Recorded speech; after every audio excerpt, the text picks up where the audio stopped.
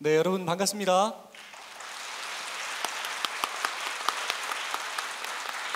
네, 지금 제가 조명 때문에 객석이 잘 안 보여서 그러는데 한 2만 명 정도가 오신 것 같아요. 그렇죠? 굉장히 많이 오셨네요. 그렇죠?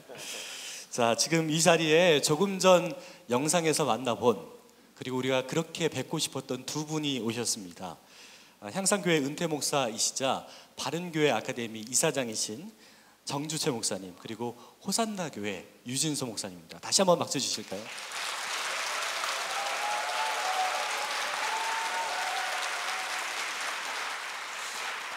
제가 교계에 참 많은 어르신들을 뵙는데 이토록 외모가 잘생기신 분들은 극히 뵙기가 힘든 것 같아요. 그렇죠? 네. 네. 자, 이분들의 그 도서가 이제 나가시면 로비 쪽에 이제 마련되어 있는데, 아마 그 여러분들께서 오늘 구매하지 못하시면 평생을 후회하실 수도 있습니다. 그러니까 꼭 구매하셔서 사인도 받아 가셨으면 좋겠습니다. 아시겠죠? 네. 자, 그럼 이제 이분들과 함께 이야기를 나눠보도록 하겠습니다. 자, 먼저 제가 정주채 목사님께 그 인사를 올리면서 한 말씀 좀 여쭈고자 하는데, 헐리우드 배우 중에서요, 그 조지 클루니라는 배우가 있어요. 굉장히 잘생기고 젠틀하고. 그런데 오늘 그 옆에 계신 유진소 목사님께서 조지 클루니를 좀 닮았다는 생각들이 심히 많이 들더라고요. 어떤가요, 그죠? 네. 그래서 제가 호산나 교회에 다니는 성도님이신 김혜진 집사님이 저희 이제 방송국에서 방송도 하시는데 여쭤봤어요. 어떤 분이냐? 성도님께서 솔직하게 좀 얘기를 해달라고 하니까 목사님은 앞모습과 뒷모습이 똑같은 분이라고 하시더라고요.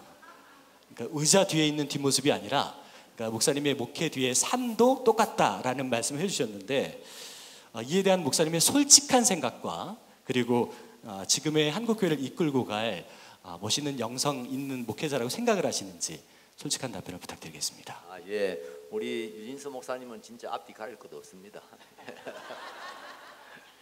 저희 선친께서 저희 어릴 때 늘 하시던 말씀이 있는데, 그 잘생기고 똑똑한 사람들은 믿음이 없다, 이런 말씀을 많이 하셨어요. 그런데 제가 정말 우리 한국 교회 여러 목사님들 보면서 우리 선친의 말씀이 영 맞지 않다는 것을 새삼 제가 확인하게 됐는데요. 하여튼 좋은 교회 귀한 목사님들 보니까 다 잘생기셨어요. 예. 그리고 잘생긴 것 이상으로 목회를 잘하세요. 예. 그래서 정말 우리 유진서 목사님, 제가 11년 전에 그 미국 갔을 때 목사님께서 교회에 초청을 해주셔서 가서 설교를 하고 한 일이 있는데요. 그때 현장을 보면서 정말 목사님 정말 참 훌륭하신 분이시다. 이런 분이 한국에 오셔서 이렇게 목회하면 얼마나 좋을까, 그런 생각을 했는데, 드디어 이렇게 오셔서 우리 호산나 교회에서 목회를 시작하게 돼가지고 얼마나 감사한지 모르겠어요. 물론 시작한 것은 벌써 몇 년 됐습니다. 예. 네, 예. 말씀이 굉장히 정말 앞으로 솔직한 것 한국 같아요. 교회에 기대되는 귀한 참 목회자이십니다. 그러니까 예. 박수 한번 주셔도 좋겠네요. 그래서. 자, 그럼 이제는 제가 유진소 목사님께 여쭤보겠습니다. 그 정주채 목사님께서 오신다는 소식을 듣고 여기 앞에 계시는 이성구 목사님을 비롯해서 나혜진 목사님, 또 교계의 수많은 목사님들이 앞다퉈 오셨습니다. 그러니까 목회자가, 존경하는 목회자가 아닐까 하는 생각이 드는데, 그 얘기와 또 정주채 목사님께서 목사님보다 조금 더 잘생겼는지 그에 대한 솔직한 답변을 듣고 싶습니다. 뭐 두 번째 질문은 대답할 필요가 없다고 생각하고요. 앞에 부분만 말씀드리겠습니다. 사실 그 정주채 목사님 너무 훌륭하시고 너무 정말 존경할 분이라는 것을 제가 확실히 말씀드릴 수 있는데, 그것은 이분을 제가 멀리서 혹은 소위 포장된 분으로 본 것이 아니기 때문에 그렇습니다. 사실 뭐 포장된 그런 분들은 실제는 알 수가 없거든요, 어떤지를. 그런데 정말 정주채 목사님에 대해서는 제가 이 포장지를 뜯고 본 사람이기 때문에 말씀드릴 수 있습니다. 왜냐하면 제가 가까이 알던 분들 중에서 우리 정 목사님 교회에서 부교육자로 또 섬겼던 분들이 있거든요. 사실 부교육자 입에서 본인이 섬겼던 담임 목사에 대한 칭찬 나오기는 쉽지 않습니다. 그건 거의 뭐 불가능에 가깝다라고 하는데, 정말 다 한결같이 칭찬하고 존경하고 그런 걸 볼 때 너무너무 귀한 분이시다라고 생각하고 특별히 단지 그저 목회의 어떤 그런 현장에서뿐만 아니라 한국교회 전체를 생각하면서 필요할 때는 쓴소리도 하시고 또 정말 가장 어려운 것도 찾아가기도 하시고 하는 본이 되시는 그런 분이어서 너무 좋습니다. 네, 박수 한번 주시죠. 네. 그래, 목사님 참 좋으신 분이고 그 얘기를 들으니까 저도 호산교회 부목사님이신 탕모 목사님과 박모 목사님께 유진성 목사님에 대한 다시 한번 어떤 의견을 물어볼 필요 있는 것 같네요. 그렇죠? 자, 이 두 분이 서로를 향한 존경과 섬김의 모습을 보니까 오늘 이 북콘서트가 분열과 분쟁의 장이 아니라 그렇죠? 화합과 단결. 그래서 한국교회가 본받을 만한 그런 시간이 될 것 같아요. 기대가 되시죠? 네, 박수 한번 다시 한번 주시죠. 자, 그럼 이제 본격적으로 부산극동방송 개국 10주년 기념 제5회 북콘서트 문화로 열다 시작하겠습니다. 1부는 두 권의 도서를 통해서 한국교회와 성도들에게 말씀하고 싶었던 이분들의 의견을 들어보도록 하겠습니다. 자, 먼저 정주채 목사님께 제가 질문을 올리겠습니다.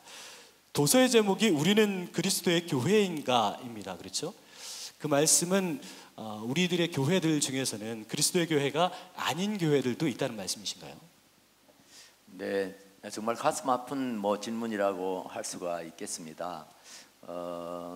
제가 지금 이 그 제목을 낸 것은 이단자들 염두에 두고 한 것이 아닙니다.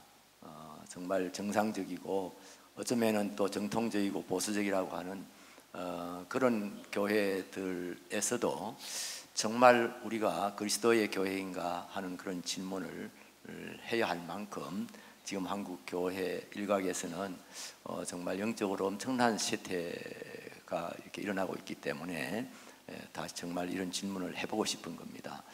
여러분이 아시는 대로 중세 로마 천주교 타락한 천주교 로마 천주교를 우리가 생각할 때 과연 그 교회가 그리스도의 교회였나 우리가 질문을 하게 되는데요. 지금 우리 한국 교회가 물론 모두가 다 그런 것은 아니라고 할 수 있겠지만은 그러나 전체적으로 봤을 때 정말 그리스도의 교회인가 하는 이런 의문을 갖게 만드는 그런 상황에 있다. 그렇게 참 좀 가슴 아프게 그렇게 말씀을 드릴 수밖에 없습니다. 네.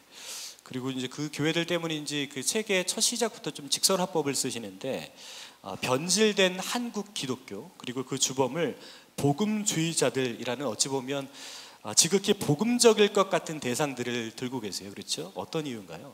네, 제가 더 가슴 아프게 생각하는 것이요, 한국 교회의 영적 침체가 정말 복음주의권에서부터 시작되고 있는 것이 아닌가 하는 그런 느낌을 굉장히 강하게 받습니다. 자신들은 보수 정통이라고 그렇게 생각하고 있지만은 실제로는 정말 실제 상황에서는 또 실제 생활 속에서는 정말 성경에서 점점 멀어지고 있지 않나 하는 생각입니다. 복음을 전한다고 하지만은 지금은 복음이라고 하는 것이 그냥 손들고 일어나면은 천국행 티켓을 받는 그런 것 같이 아주 값싼 그런 복음으로 전락되고 있다는 그런 강한 느낌을 받고 있고요. 또 진보주의권에서도 마찬가지입니다. 거기에서는 그 예수 그리스도의 십자가를 이 속죄적 제사 혹은 속량의 그런 제물로 대속 제물로 그렇게 이해하는 것이 믿는 것이 아니고요, 하나의 도덕적인 모본으로 믿는 그런 경향이 아주 짙습니다. 그래서 정말 복음주의 쪽에서나 혹은 진보주의 쪽에서나 다시 한번 성경 앞에서 자신들을 깊이 돌아봐야 될 그런 상황이라는 그런 생각을 갖습니다. 네.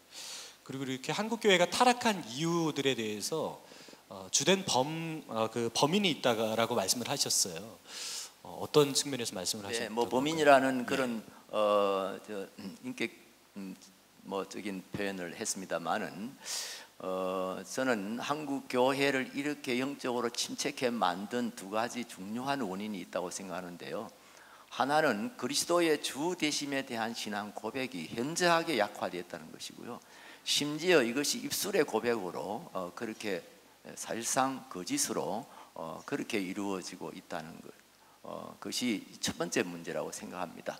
다 우리가 주여 주여 하고 주의 이름을 높이고 있지만은요, 그 주님의 주권과 영광을 탈취하고 정말 거기에 반역하는 그런 일들이 얼마나 교회 안에들에서 많이 일어나고 있는지 모릅니다. 예. 정말 이런 면에서 우리가 심각하게 생각해야 되고요.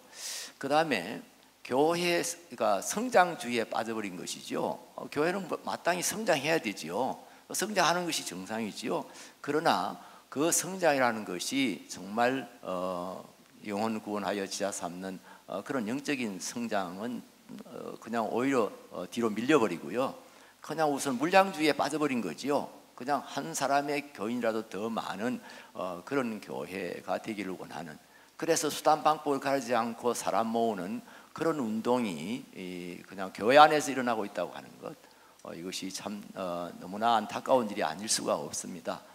그래서 정말 한국 교회를 영적으로 타락해 만든 주 원인 중에 하나가, 첫째는 그리스도를 주님이라고 고백하는 그 고백이 허위에 가득 차 있다는 것이고요.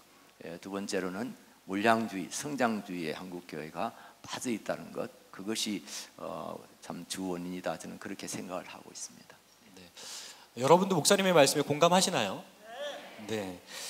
성경에서도요, 이렇게 그 변질된 인물들이 조금씩 나오는데, 유준수 목사님의 책 그 기도의 사람에 잘 소개가 되어 있어요.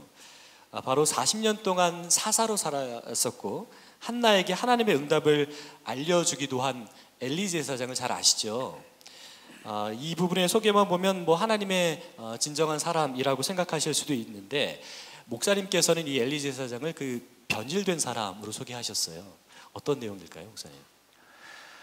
기도의 사람을 쓰면서 이제 정말 기도의 사람으로서 본이 되는 사람, 그들만 다룬 게 아니라 나름대로 의욕을 가지고 실패한 케이스도 좀 다뤄봐야겠다 생각했습니다. 왜냐하면 우리가 배운다는 것은 뭐 꼭 좋은 걸 통해서 배우는 것이 아니라 잘못된 걸 통해서도 우리가 배울 수 있으니까, 그 실패한 사람의 가장 대표적인 인물로 엘리를 생각했습니다.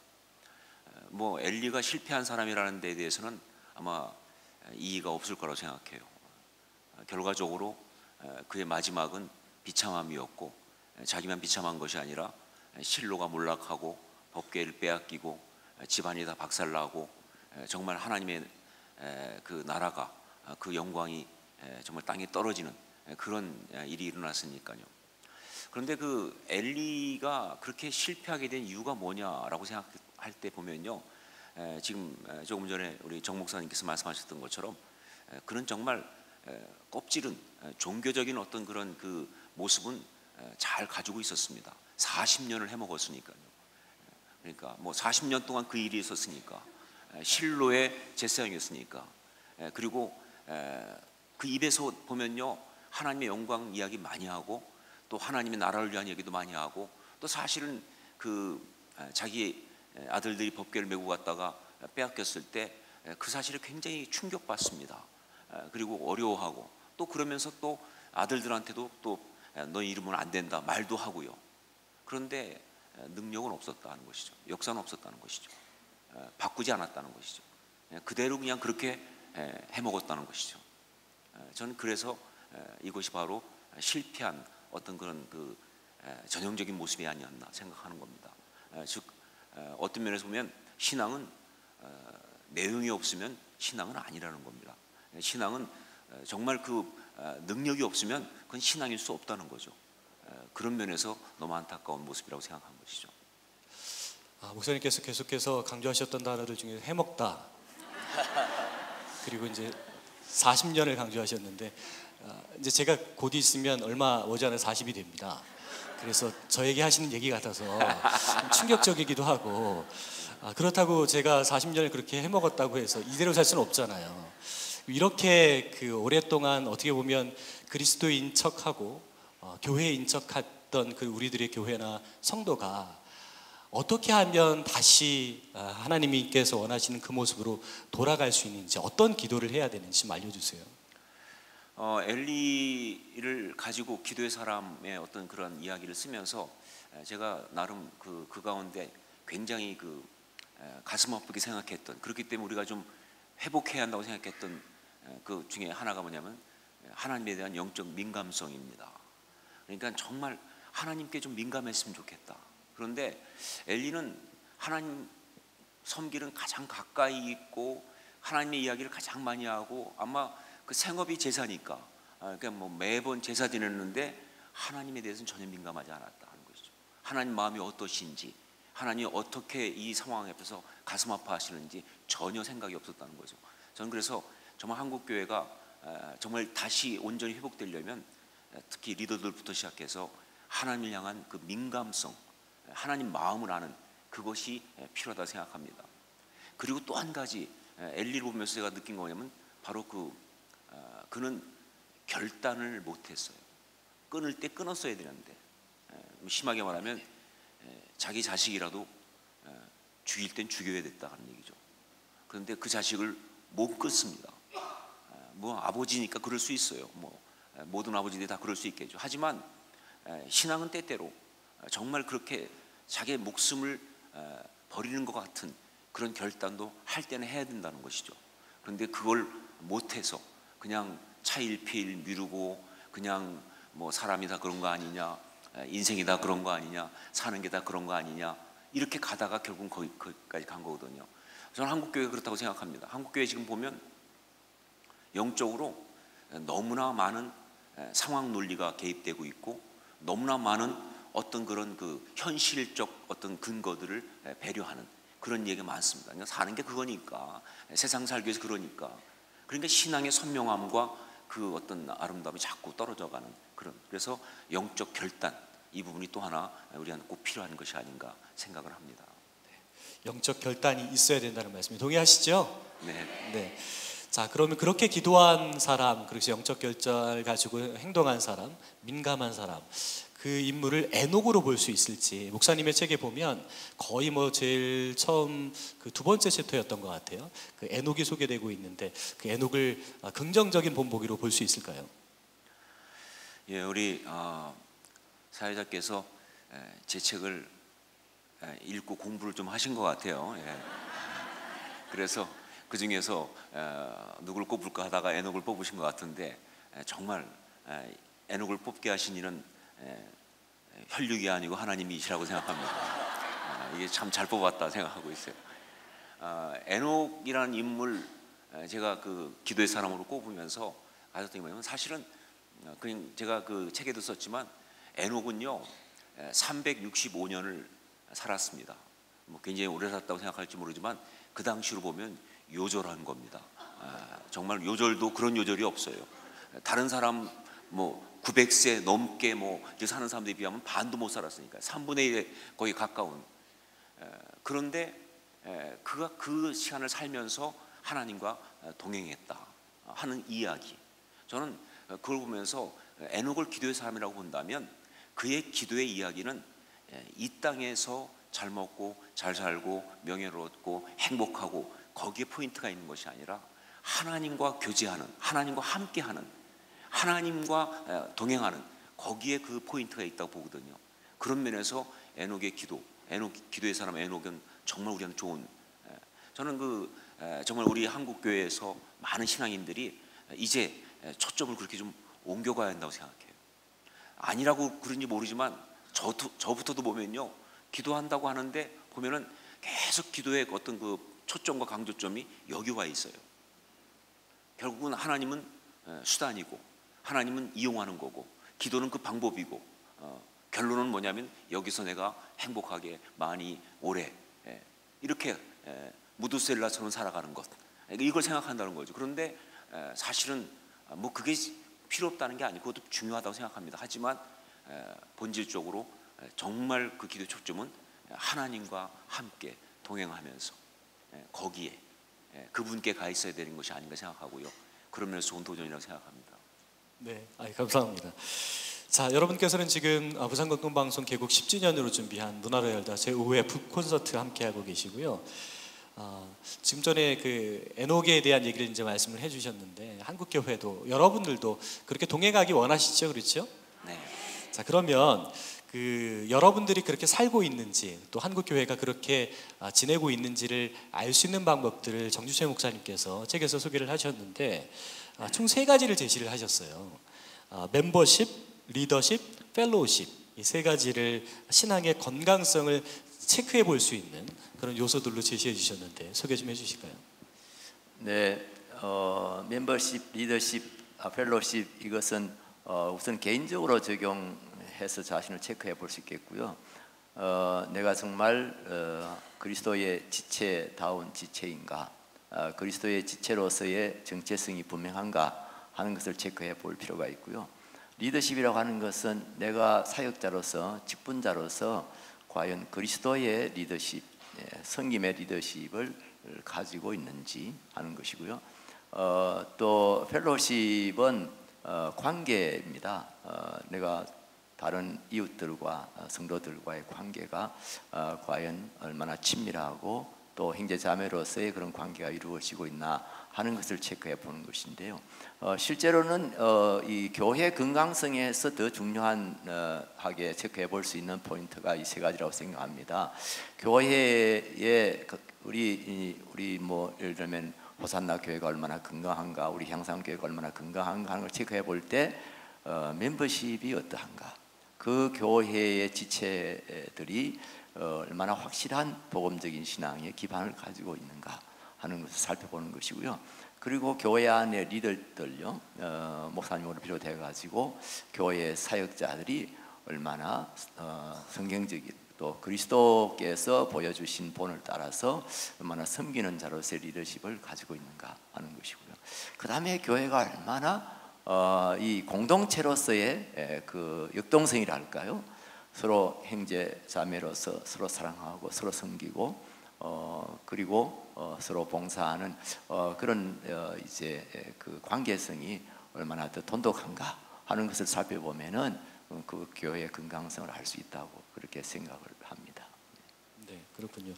자, 그리고 이제 목사님께서 또 강조하셨던 게 이제 한국 교회나 성도들이 새롭게 다시 태어나려면, 개혁하려면 그 출발점으로 멤버십 관리라는 것을 말씀을 하셨어요. 뭔지 궁금하시죠?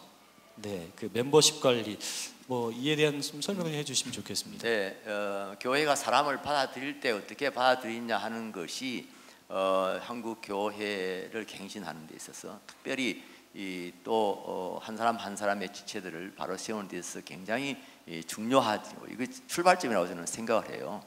그 교회와 세상 혹은 신자와 일반인을 구별하는 것이 바로 이 세례라고 하는 것이거든요. 이 세례를 통해서 그때 세례를 받은 사람들은 이제 그리스도의 지체로서 받아들이는 것이죠. 뭐 좀 더 일반적인 말로 하면 교회 정회원이 되는 것이죠. 그리고 아직 세례받지 않은 사람들은 아직은 이제 불신자의 부류에 속한다. 그렇게 일반인의 부류에 속한다. 그렇게 말할 수 있는 것 아니겠습니까? 그래서 이 입교 정말 세례를 베풀고 또 세례를 받고 하는 이것이 가장 중요한 그런 문이기 때문에 세상과 또 교회를 구분하는 하나의 중요한 그런 문이 되기 때문에 이 관리가 너무너무 중요하다는 것이고요. 우리 예수님께서 그렇게 말씀하셨거든요. 나는 양의 문이다. 그러니까 예수 그리스도를 통해서 우리가 그리스도의 지체가 되기도 하고, 예수 그리스도를 믿지 않는 사람들, 예수 그리스도를 거부하는 사람들은 이제 교회 밖에 있는 사람들이란 말이에요. 그런데 지금은 이게 희미해져 버렸어요. 그리스도를 제대로 알지도 못하고 분명한 신앙 고백도 없는 사람들이 세례를 받고 또 세례를 베풀어서 교회로 받아들이고 이러다 보니까 세상과 교회의 구별이 없어져 버리는, 사실 저는 이것보다 더 큰 무서운 타락은 없다고 생각해요. 세상과 교회가 구별되지 않을 때 이것은 정말 어떻게 무엇을 어떻게 해봐야 될지를 알 수 없게 만드는 그런 심각한 교회의 타락이라고 생각하기 때문에 이 문제가 정말 교회 갱신의 관건이라 저는 그렇게 생각을 하고 있습니다. 목사님께서 말씀해 주신 그 멤버십 관리는 굉장히 근본적인 얘기를 해 주신 것 같아요. 책에서도 그렇게 다루고 있는데 이 멤버십 관리에 대해서 그렇게 말씀을 하세요. 복음을 전하여 생명을 얻게 하는 일이라고 말씀해 주고 계신데 우리가 다 아는 얘기잖아요, 그렇죠? 다 아는 얘기인데 지키지 못하는 얘기인 것 같아요.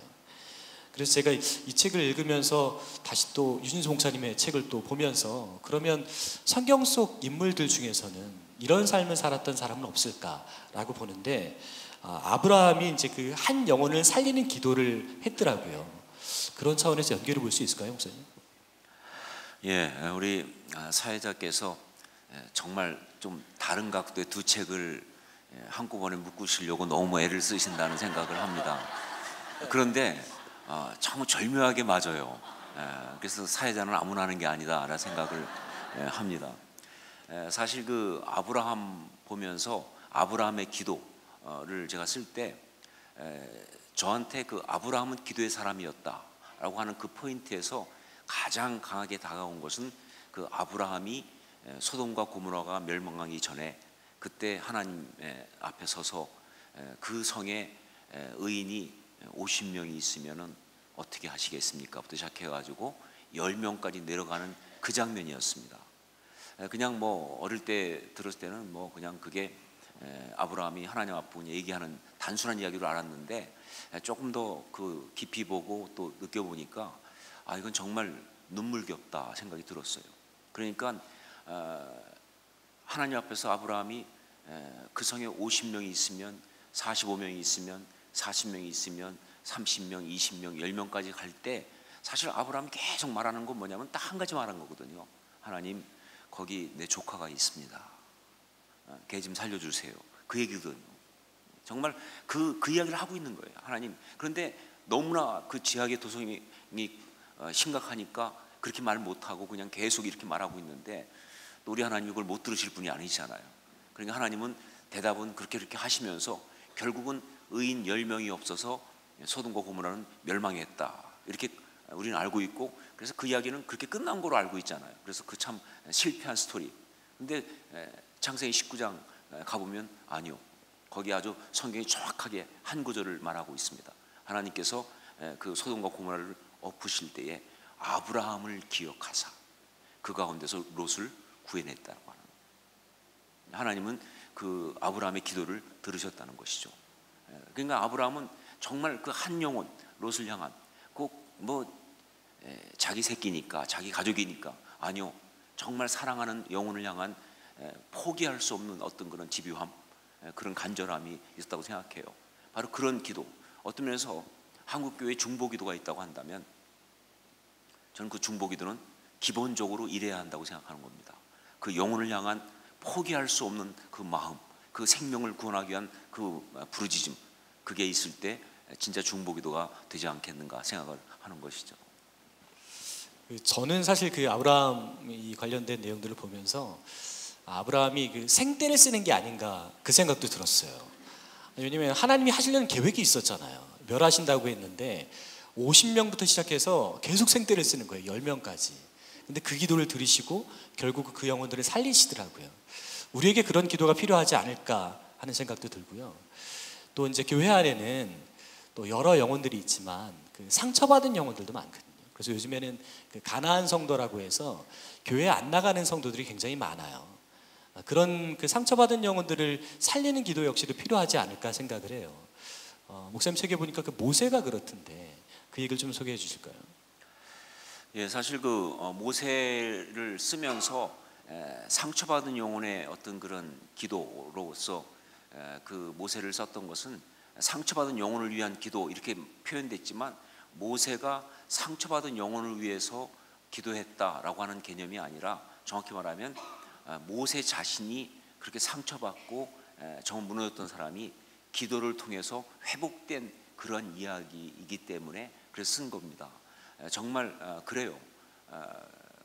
분명한 거 뭐냐면요, 상처받은 사람들, 교회에서, 또 사실은 뭐 교회에서 상처받은 것이 아니라 삶에 상처받은 거죠. 그런 사람들을 회복할 수 있는 방법은 정말 기도밖에 없습니다. 왜냐하면 하나님의 사랑 외에는 회복할 길이 없는데, 바로 그 기도가 하나님의 사랑을 갖다가 이제 우리 가운데 요청하는 작업이기 때문에 그런 것이죠. 특별히 저는 그 모세의 그 상처받은 그 어떤 사람들을 회복을 위한 기도, 그걸 쓰면서 제 마음에 제일 와닿았던 장면은 그 호렙산 떨기나무 거기에서 모세가 하나님 만나는 그 장면이었습니다. 어떤 면에서 정말 나름대로 혈기 부리면서 잘해보려고 하다가 실패한 이후에 이제 미디안에 가서 광야에서 거의 장인의 양을 치면서 살아있으나 죽은 것처럼 살아가는 그런 모세의 삶이 회복되는 그런 아주 정말 지난날 실패와 어떤 그런 것들에 대한 상함을 다 이제 이기고 회복되는 놀라운 장면인데, 그런데 그 떨기나무를 보면서 저는 사실 그런 생각을 했습니다. 그 떨기나무에 불이 붙었잖아요. 그런데 모세가 그걸 보면서 왜 불이 붙었는데 타지 않는가, 사라지지 않는가 하고 가는 그 장면을 보면서 저는 거기서 어떤 생각했냐면, 정말 기도 가운데 뭐 우리가 누구를 위해 기도해 주든 본인이 기도하든 기도 가운데 바로 그런 역사가 있어야 한다. 즉 완전히 다 타버리고 무너져 버린 이 가슴에 다시 한번 불이 붙어야 한다. 삶을 향한, 하나님 나라를 향한, 하나님의 아름다움을 향한, 그리고 하나님께 주시는 어떤 그런 거룩한 의미를 향한 그 불이 한번 다시 붙어야 한다. 근데 그 불은 불이 붙었는데 사라지지 않는, 탁 타버리고, 옛날의 열정, 옛날의 어떤 그런 욕심은 불이 붙었는데 그것 때문에 다 타가지고 죄밖에 안 남아버리는 실패였다고 한다면, 이 불은 사라지지 않는, 타버리지 않는 그런 불이기 때문에 그런 불이 붙는 일이 있어야, 그래야 진정한 어떤 회복과 어떤 치유가 일어나는 것이 아닌가, 그 생각을 해봤습니다. 우리들 가운데도 그런 불이 있었으면 좋겠네요. 그렇죠? 네. 사실 제가 이번 북콘서트 준비하면서 대본을 쓰면서 아까 목사님께서도 제 고충을 충분히 이해해 주시더라고요. 이게 이 두 책을 연결을 해야 되는데 제가 책을 왔다리 갔다리 몇 번을 봤는지 모르겠습니다. 근데 신기한 게 정말로 이 두 책이 하나인 것처럼 연결이 되더라고요. 생각을 해보면 결국은 하나님의 마음을 쓴 책들이어서 그런 게 아닌가 생각이 들더라고요. 하나님께서 이 두 책을 통해서 동일한 얘기를 하고 싶었던 것 같아요. 그리고 재밌는 거는요, 그 책에서만 그런 공통성이 있는 게 아니라 이 두 분도 참 비슷한 게 많으시더라고요. 두 분 다 잘생기셨죠? 네, 잘생기셨잖아요. 예, 그리고 누구보다 젠틀하시고, 그리고 무엇보다 겸손하십니다. 저는 그래서 이 두 분을 너무 뵙고 싶더라고요. 그리고 한국교회 갱신을 위해서 누구보다 앞장서시는 분들이에요. 정주세 목사님 같은 경우는 이번 책 우리는 그리스도의 교회인가를 통해서 말씀해 주셨고, 그리고 평생을 사역을 해오신 게 한국교회를 위해서 그렇게 사역해 오셨어요. 그래서 이렇게 후배 목사님들이 오신다니까 한달음에 오신 거고요. 그리고 유진소 목사님은 20년, 제가 기사도 참 많이 찾아봤습니다. 인터뷰하셨던 내용들 보니까 20년 미국에서 목회를 하시다가 한국교회가 부르니까 그 어떤 조건도 따지지 않고서 오셨더라고요. 그걸 봤을 때 한국교회 갱신을 위해서 누구보다 열심인 분들인 것 같다라는 생각이 들었어요. 그런 차원에서 이 두 분은 한국교회 앞뒤를 끌고 가고 계신데, 정주세 목사님 책에 보니까 은퇴 목사와 후임 목사에 대한 내용을 쓰셨더라고요. 한국교회가 또 우리 성도들이 알아야 될 부분일 것 같은데 좀 소개를 좀 해주실까요? 네, 우리 사회자님이 참 잘하시는데, 유진수 목사님하고 저하고 다 잘났다 이러면 유진수 목사님한테 엄청난 폐가 되는 거라. 예. 우리 한국 교회 지금 은퇴 목사님하고 그 후임 목사님 그 관계가 상당히 어려운 데가 많고요. 그걸로 인해서 교회가 참 힘드는 그런 교회들이 많아지고 있습니다. 그래서 참 안타까워서 제가 그런 주제로 글을 쓰기도 했는데요. 뭐 제가 은퇴했으니까 하는 말이 아니라 1차적 책임은 은퇴 목사님들한테 있다고 생각이 돼요. 은퇴 목사님들이 은퇴했으면 진짜 은퇴하면 좋겠어요. 근데 은퇴를 어중간하게 해가지고요. 은퇴하셨으면서도 물론 사랑 때문에 그렇지요. 이 교회에 대한 사랑 때문에 그렇긴 하지만은 자꾸 이제 그 교회에 관여되다 보니까 그게 이제 교회에도 부담이 되기도 하고, 또 후임 목사님에게 어려움이 되기도 하고, 좀 그런 것 같아서 은퇴 목사님들이 정말 이제 은퇴한 후에 정말 지혜롭게 좀 하셔야 되지 않나, 이런 생각이 많이 들었습니다. 그래서 당신은 또 은퇴한 분으로서 하나님께서 여러 가지 또 이렇게 사용을 하시고 쓰임 받을 텐데요. 그리고 은퇴한 교회에는 가급적이면은 옛날 어른들도 그랬어요. 옛날 우리 선배들도 교회에서 멀리 떠나는 것이 좋다고 다들 그렇게 이야기했어요. 그것이 단순히 거리에만 문제가 되는 것이 아니고 공간 문제가 아니고 정말 마음의 문제가 아닐까 제가 이런 생각을 해서 어쨌든 그런 걸 한번 써봤습니다. 저는 이 얘기를 정주재 목사님이시니까 하실 수 있는 것 같아요. 제가 책을 보고 목사님에 대한 얘기를 듣고 이제 고신 출신이신데 제가 타교단 목사님들께도 목사님께 대해서 여쭤봤어요. 그래서 제가 요즘에 양산에 있는 한 그 개척교회를 섬길 수 있게 돼서 이제 가는데 그 교회가 이제 교단은 다른데 정주재 목사님에 대해서 스토리를 너무 잘 알고 계시더라고요. 그 얘기를 들어보니까 이분이라면 이분이니까 이런 얘기를 하실 수 있는 거구나 라는 생각들이 들더라고요. 유진수 목사님도 동의하시죠? 네, 그래요. 동의하신답니다. 자, 그런데 그 은퇴 목사와 후임 목사에 대한 얘기를 해주셨는데 사실 그 유진수 목사님은 후임 목사의 입장이에요, 그렇죠? 그리고 그런 모습으로 한국교회에 오셨을 때 큰 부담이셨을 것 같아요. 그래서 목사님의 심경이 어떠셨을까 생각을 해보니까 목사님 책에서 그 여호수아에 대한 얘기를 하더라고요. 여호수아가 그 모세의 뒤를 이을 때 목사님도 이 동일한 부담을 갖지 않으셨을까 하는 생각이 들어요. 어떤가요, 목사님?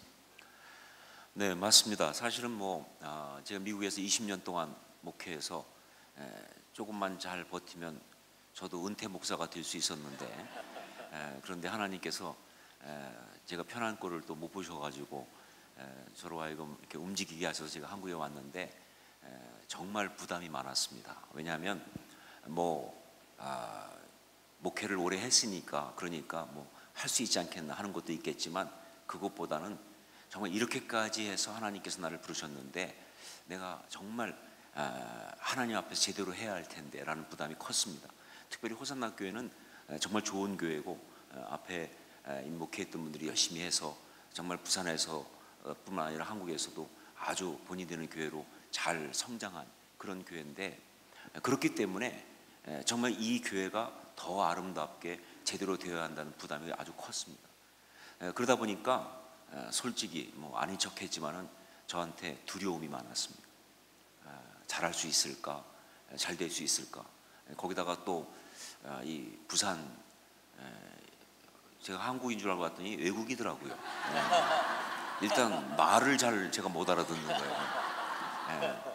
무슨 말씀하시는데 사투리가 생각 밖으로 이렇게 접수가 안 될 때가 많아요.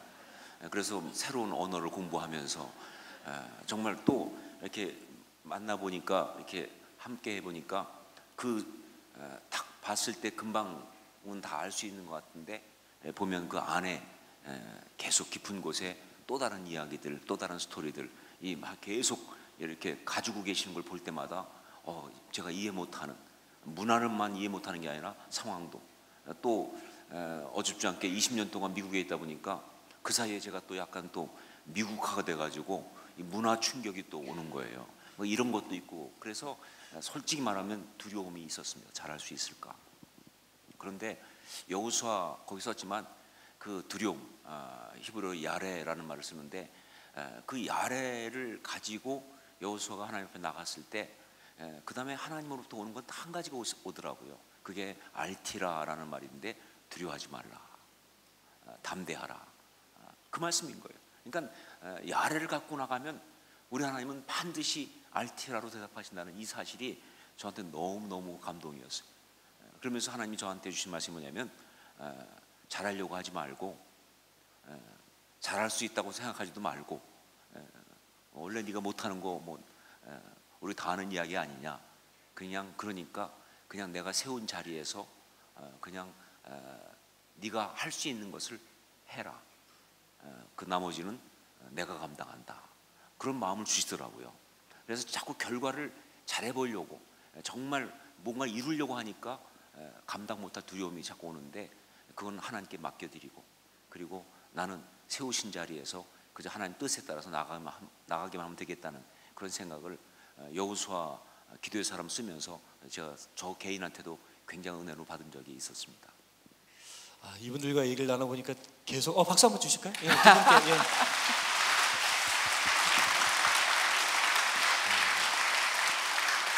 제가 지금 지금 객석을 보면 표정들이 이분들과 계속해서 함께하고 싶다는 분들이 전부 다인 것 같아요. 그렇죠? 네.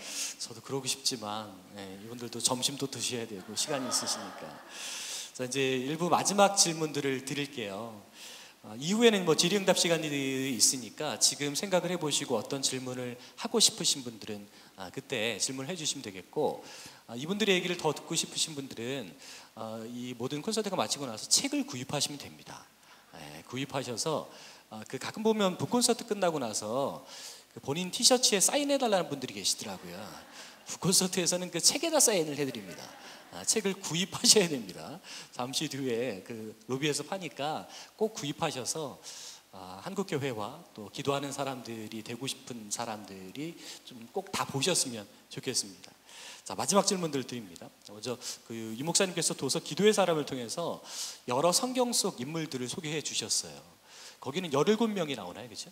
17명이 나오는데 아마 17명만 쓰신 것은 앞으로도 책을 또 내실 계획이 있으신 것 같고, 또 그러니까 그렇게 해서 그 17명도 괜찮고 그 이외의 인물도 괜찮고 성경 속 인물 중에 이 인물을 좀 얘기하고 싶다 하는 인물이 있을까요?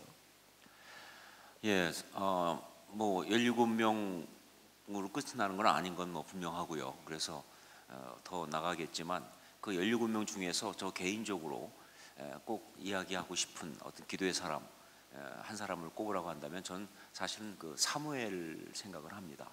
왜냐하면 제가 사무엘을 그 기도의 사람으로 쓰면서 제가 정말 공감하면서 봤던 게 뭐냐면, 사무엘은 그 뒷부분에 가보면 정말 그 사무엘이 나이가 많아서 늙고 또 그 자식들은 또 사고치고 그러면서 이스라엘 백성들은 그러니까 우리는 왕이 필요하다고 말하고 굉장히 속상한 상황이 왔었습니다. 그래서 정말 감당 못할, 어떤 인간적으로 보면 너무 상처받을 수 있는 그런 상황인데, 그런데 거기서 사무엘이 하나님께 기도하고 그때 하나님께서 사무엘에게 너 버린 게 아니라 나를 버린 거다 라고 말씀까지 하시는, 저는 그게 사무엘의 십자가 체험이 아니었나 생각합니다. 정말 그러면서 그 상황에서 사무엘이 기도했기 때문에 그 상황을 이기고, 그리고 나서 그 다음에 그가 마지막에 한 것이 나는 너희를 위해 기도하는 것을 쉬는 죄를 결단코 범하지 않겠다고 하는 기도를 사명으로 붙잡아서, 그래서 그 아름다움을 끝까지 잃어버리지 않은 그 모습이 전 너무 좋았어요. 정말 충분히 엘리같이 될 수 있던 사람이거든요. 상황이 비슷했으니까. 그런데 사무엘은 전혀 다른 결론이죠. 이유는 기도했기 때문에. 전 그것이 정말 가장 우리가 기도해야 되는, 기도의 사람이 되어야 되는 중요한 이유가 아닌가라고 생각을 해서, 그래서 그렇게 생각했습니다. 지금까지 엘리처럼 살았던 분들이 계신다면 이제 기도하셔서 사무엘처럼 되시기 바랍니다. 자, 그럼 이제 정 목사님께도 제가 마지막 질문 좀 드릴게요. 한국교회 참 멋진 신앙의 선배님이세요. 그 신앙의 선배로서 여기에 참 많은 후배님들이 계시고 또 이 방송을 또 저희 방송을 통해서 수많은 청취자들이 듣게 될 텐데, 그 후배 신앙인들에게 또 한국교회에게 당부의 말씀 좀 한 말씀 주시면 좋겠습니다. 네, 우선 이 자리에는 우리 호산나 교회 성도들이 많이 와 계시는데요. 우리 훌륭한 목사님 모셨으니까 여러분들이 정말 우리 호산나 교회가 정말 건강한 교회, 교회다운 교회로 이렇게 날로 갱신되어져 갈 수 있게 되기를 바라고요. 진정한 영적인 성장을 이루어서 우리 한국 교회에 정말 모범이 되어 주시기를 바라는 마음 간절합니다. 우선 그 부탁부터 드리고 싶고요. 그 다음에 우리 정말 우리 한국 교회 성도들을 바라보면서 제가 먼저 하고 싶은 말은 좀 죄송하다는 말입니다. 우리 목사님들이 정말 우리 성도들에게 좋은 정말 본을 보이고 정말 아름다운 덕을 끼쳐야 되는데 그렇지 못하고 많은, 저를 비롯해서 많은 목사님들이 교인들의 부담이 되어지고 또 교인들의 마음을 아프게 만들고 있는 것 같아서 정말 죄송스러운 마음 참 그래서 제가 무슨 참 부탁의 말씀을 드린다는 것 자체가 좀 부끄러운 그런 마음입니다. 그러면서도 우리 성도들에게 제가 드리고 싶은 말씀이 있다면은 고린도후서 13장 5절 말씀에 보면은 너희가 믿음에 있는가 너희 자신을 시험하고 확증하라 하는 그런 말씀이 있습니다. 자신이 정말 올바른 성경적인 믿음 위에 서 있는지 한번 자신을 테스트 해보라는 것이고요. 이 확증하라 말하는 것은 확실하게 정하라는 뜻이 아니고 확실한 증거를 찾아보라는 겁니다. 자신이 믿음 안에 있다고 하는 확실한 증거를 자신의 삶 속에서 한번 찾아보라는 겁니다. 그것이 없으면은 내가 가졌다고 하는 이 믿음이 참된 믿음이 아닐 수 있다는 사실을. 그래서 내가 정말 나는 그리스도인인가, 진정 그리스도인인가, 나는 정말 그리스도의 교회인가 하는 그런 의문을 갖지 않을 수가 없게 되는 것이죠. 그것을 한번 점검해 볼 수 있게 되기를 제가 부탁드리고 싶습니다. 네, 귀한 말씀 감사합니다. 박수 한번 주시죠. 네. 참 많이 아쉽겠지만 이제 1부 순서는 여기서 마치도록 하고요. 2부는 그 질의응답 시간인데 질의응답 전에 저희가 또 노래를 한 곡 또 들어보도록 하겠습니다. 그 사이 여러분들께서는 질문하실 내용들을 생각해 보시면 좋겠습니다. 자, 두 번째 무대 역시 호산나 교회에서 준비를 했는데요. 김신혜 전도사님이 부르는 곡은 온 맘 다해입니다. 들으시면서 은혜 받으셨으면 좋겠습니다.